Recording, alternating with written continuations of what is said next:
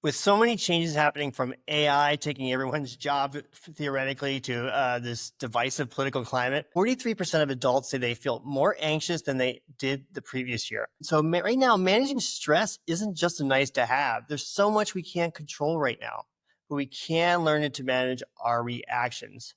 And that's the difference between burnout and resilience, between spiraling and staying grounded. So in this podcast episode, we want to talk about when stress isn't optional and it's just there. How do we manage? And how do we manage, Dr. Teplow? What a great question. Well, I think one thing to start with is that we're all primed to avoid, there's flight, fight, freeze. We're primed to avoid pain, and our focus is get rid of it. And so stress is definitely painful. You can think of all sorts of other words. And I think one of the hardest things when we're talking about stress is to recognize when we're engaging in avoidance behaviors.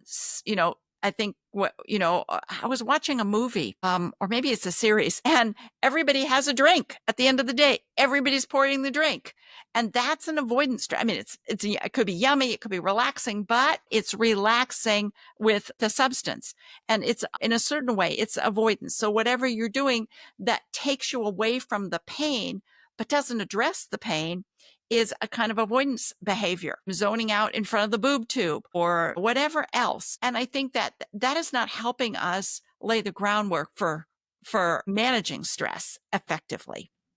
So the avoidance behaviors is what we might naturally default to, and this it could be as toxic, as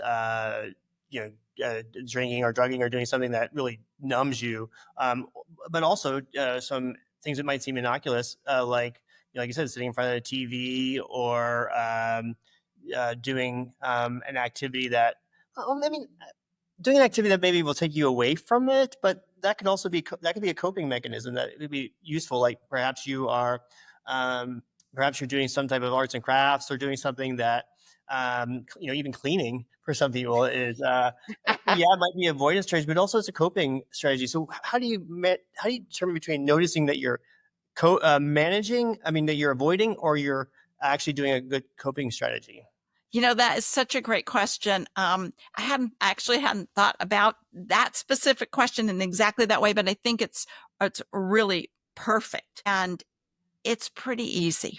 If you think of three letters, ACT, A-C-T, first of all, to manage stress in a way that's healthy and also builds your capacity for managing it even more, is to accept what's going on, to really be present and notice all of the ways that you are experiencing the pain. It's not just, being pissed off and then reacting versus responding. So really being present, noticing, is your head hurting? What are all the somatic symptoms? What are you feeling inside? What are your thoughts? How are you reacting? What are your actions? Are you snapping at people? So really, really be present and accept what's going on with you instead of trying to push it away. Oh, it's not good. That's, being judgy. That's bad. I got to, numb it out or whatever. Even judging on yourself. Yeah, absolutely. Or blaming other people. They're the cause of my stress. It's their fault. Well, wait a second. You are you're in control of your reaction. You may not be able to control them, but you can control what you do about it. So first of all, when you're controlling that reaction, that's when if you're getting frustrated with somebody else, that's noticing. That's not even noticing. It's just reacting to that response. And that key part of that you said multiple times is that noticing, just the noticing part that, hey, I'm feeling this way, I'm thinking this way, that already gives you so much power in being able to accept and respond in a way that is coping or managing in a way that's useful, or building strength around stress management versus avoidance. There, just noticing those emotions and those thoughts. Yeah, absolutely. And so many people have heard, do meditation, mindfulness, blah, blah, blah. And people think, oh, I don't have time to do that. It's boring, whatever. But just noticing, you said it, just noticing helps you separate from the immediate experience. Noticing means to notice, you have to kind of project yourself out of yourself and look back towards you. And so noticing and using language to help separate you from that immediate experience and then resulting reactivity. I notice I'm feeling my shoulders being tense. Now you aren't tense, but you're noticing the experience of that stress. And we've talked about that, I think, before, is using language to help us separate, our true selves or our ideal selves from what's happening right now. And that's the reactivity self. So it's Noticing. it's just not the, so it's the noticing, and it's the language, the self-talk, or the language you're using to say, I'm noticing. So it's not even that, it's just the noticing, it's saying to yourself you're noticing. And that the noticing is so powerful because it's used in two different contexts. You're able to notice the feeling or the thought, and you're also just able to separate yourself by saying, I'm noticing that I'm this rather than I am that. Exactly. And that's where you get so much of that power of the Yeah. reaction and the acceptance. Yeah, and that noticing helps you also separate who you really are, your identity, from what you're feeling at the moment. So you aren't fused. I am angry. I'm noticing my shoulders getting tight. I'm feeling hot. And, I'm noticing that anger is I'm starting to feel angry, not I am angry. When you fuse those, what happens when you fuse those? You're dead meat. You're dead in the water because you aren't your feelings. Feelings are so fleeting. You have no control over what your mind does. You have control over what you do about it. And so when you're fused with that feeling, you're stuck because you don't see possibilities. I am angry. And then there's no way to work with that because that becomes your identity versus a transitory feeling or a perspective you have. Yeah, so that's acceptance. So what's the next Oh, in that? that's the A. Then the C is choose your valued direction. What do you really care about? What's really important to you? And I think this comes up, it's a super easy conversation or example. That expression, you might have won the battle, but you lost the war. Mhm. Think about if you're really stressed out and you get snippy, you come home to your partner, your best friend, whatever, and you're just a jerk because you're stressed out and you let it loose. And they fight back. And then you explain how they're wrong and blah, blah, blah. And you can feel like, um, vindicated. Well, I was right. See, and you won that battle. But then what is your value? If you really value the relationship, you want to be in a loving relationship, you want to be loving, you want to be loved, then the value is a trusting, warm, loving relationship. And when you think of, I'm stressed out, what's really important to me? It's like It's the this long game. relationship. It's like the long That's game. a long game. That's it. That's it. Yeah, when you're doing that choice, that value direction, it's thinking, what is my desired outcome? Well, how far into your outcome do you want to be? That's the long game you're trying to play. And if you like say, when you win the war, you're just playing the short game. Yeah, Instead of exactly. Thank you. the real winners in life are the ones that are playing the long game, and they realize once they have the power to notice, and they give us that space, like, oh, what is my long game here? What is ultimately what I want to have? And that connects to your values, that I want to have a loving, caring relationship. I want to have a healthy life, and Yeah. I want to perform at my best in my career or my endeavors. And so when you start to think that way, it really changes the immediacy of what you're trying to respond and react. Yeah. And the acceptance piece is you can still feel stressed, but by accepting it and sharing it, building on love, say to your partner, your loved one, I am such a grump today. You can't believe what happened. And I am just feeling so pissy. So let's do something together that's more fun, Because then that or I need some time out because I'm just not a good person to be with right now. I need 10 minutes to do some breathing, yoga, take a walk, smell the roses, whatever. So that's C is choose, choose your value direction. Where do you really want to go? And in the context of being stressed. And then the T is take action, do something. So do something that will, bring you back into your body in a way that feels good. Do a stretch, take a hot bath. It's even the smallest thing that you're going to be doing. It doesn't have to be something grand. Taking a breath is an Yeah. action. Absolutely take a breath. And when you're feeling out of control, especially, you can't control externals, control what you can. If you're going home and going to eat a meal and you're so stressed out because you can't control stuff, what can you control? How you set the table. Are you using the blue mug or the green mug? Are you using are you using the short squat glass or using a tall glass? Any way that you can make choices. And what's your value direction? I want to be present. I want to be grounded. So what's your valued action? I'm going to be deliberate and choose how I set the table, the tablecloth I use, whatever it is. It doesn't matter. And it's very individualized to you. I was talking about for some people, the cleaning is a way for that to take action that gives some control and brings some relaxation to the moment. And then for me, it wouldn't be cleaning. I know my mom, she loves to do that, to bring some value to that, or to bring some calm to her. We had a client recently, we were talking that said they have 2 dogs, so snuggling and playing with the dogs brings, and that's, I don't have 2 dogs, so that wouldn't be mine, but because that was in their space, in their life, and that what they love, that brought them that calm when they noticed that they were feeling stressed out. So it's very individualized, and I think that's what the key part of our approach in our coaching and our program is, to explore, be a detective into what is working and what could work in your life, in your context. Absolutely. And when we talked about avoidance strategy, it doesn't mean that you can't zone out in front of your boob tube or do whatever, but you do it with a different mindset, that you're choosing to do it. It's not that, I've just had, too rough a day, I got to go blotto. It's that you're very deliberate about what you're going to get out of it and plan it. And I wanted to also say something about, drugging, drinking. Yeah. The problem about that, and I don't want to moralize about that, because the point is those things do work. They work really, really well. Everybody, let's not diminish the benefits. They work really well. The problem is that it's not sustainable. It doesn't promote health. It doesn't affirm life. It does numb you out. And it doesn't play the long game. The long Exactly. game we're talking about, the choosing your value direction. It is not helping in that long game pursuit. Exactly. Yeah. Yeah.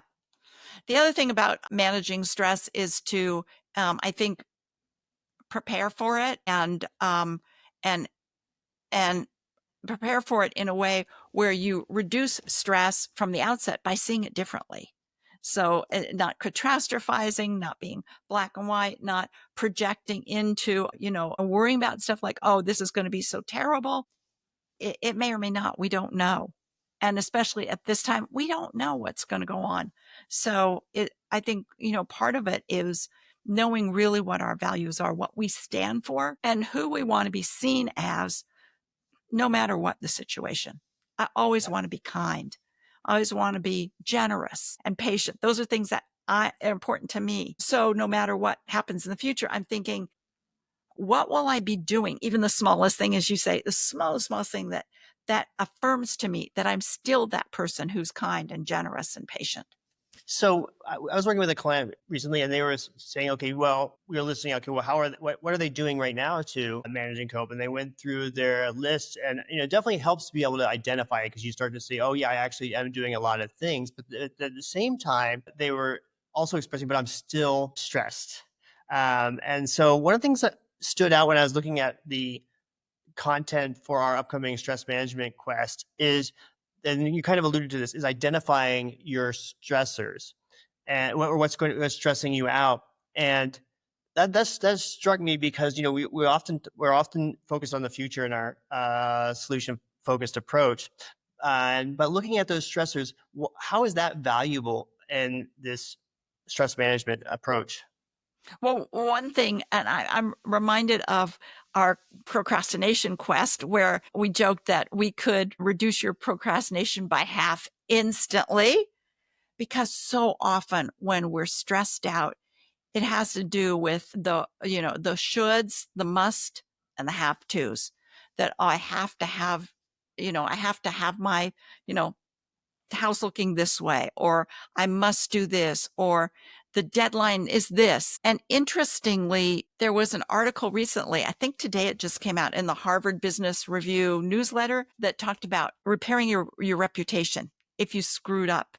and you didn't meet the promises that you'd made. What do you do? So now people, do they trust you? And they made a point. Just be honest. Apologize. And so I forgot how I got to that with stress is that we absorb and we internalize all of these, you have to, and this and that. You don't necessarily. And I think that's tapping into your values, what you really care about, and what can you cross off the list, and to accept. Okay, so let's say I always use this example because I don't do kitchen floors. I might do them twice a year, but my kitchen floor is not. My counters are clean in my kitchen, but not my kitchen floor. And you could say, oh, they're going to come over, they're going to see your kitchen floor. I accept it. I'm not perfect. Nobody's perfect, and I live my values, and so. I think preparing to take on stress is knowing and managing is knowing what's really important. What do you really have to do or must do? Is it also knowing those stressors and knowing what to how to plan for them when they come up, and also maybe which ones that you can possibly avoid? Not avoidance thing, but you'll need to put yourself in a place you don't need to put yourself into. I love that. Yeah, I love what you bring up, the difference between avoidance and avoiding, right? If you're going to some place where you're going to try and have a conversation and the person's got their phone with them all the time and you're going to get pissed off because, you don't feel like you have their attention. So how do you avoid it is practice setting boundaries and asking them to put their phone away. Say, you're really important to me. This is a conversation I want us to have, be fully present to each other for. So please put your phone away. So that they'll either agree or not agree. Then you have a choice. Again, a choice based on a value direction. That's one thing to prepare. And also rehearse. I don't think enough people simulate what's going to happen and rehearse. When you're at your best, what will you do in this event? And so that's an if this, then that. Yeah, I think that some things sometimes I stress if I go into big networking events or parties where I have to, basically you're performing to some level, but you're on and rehearsing. Okay, and these are some of the things I want to. I would, if I asked, these are some of the things I would say. Just takes the stress level down a bit. And there's still going to have things I'm not going to be prepared for. Obviously, we're having conversations, but it just at least gives me some type of rehearsal that I have in my brain. Like, okay, I have some plan of attack or some intention around this, or just reminding, these are my key values that I want to continue to show up with. Yeah. And that again reduces that stress. So that's kind of the rehearsal and the planning. But there's also, okay, I don't need to turn on the news, or I don't need to go to this a program because there's no value. I'm doing it because I'm supposed to, and I don't really need to because it stresses me out. So that's kind of identifying that stresses me out and I don't need to do it because it's a should or a the expectant to do item. Right. One thing that I've gotten in the habit of doing is asking myself, is there something that I uniquely will contribute to? So like I did this like 20 years ago when I was working for a company, I had to go to meetings. And a lot of times there was no reason for me to be there except for everybody to say the whole team was there.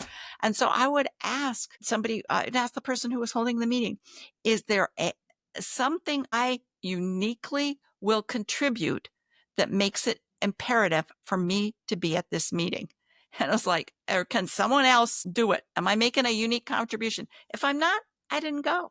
I actually ended up not going to a lot of meetings. And I think that for you to ask yourself, is this important? Knowing who you are, and also rehearsing by anticipating maybe a situation and noticing who you want to be. How do you want to be seen? That's also about identity. It's not just strategy, but the bigger is, what's your value? Do you want to be seen as a, patient person, generous person, whatever it is?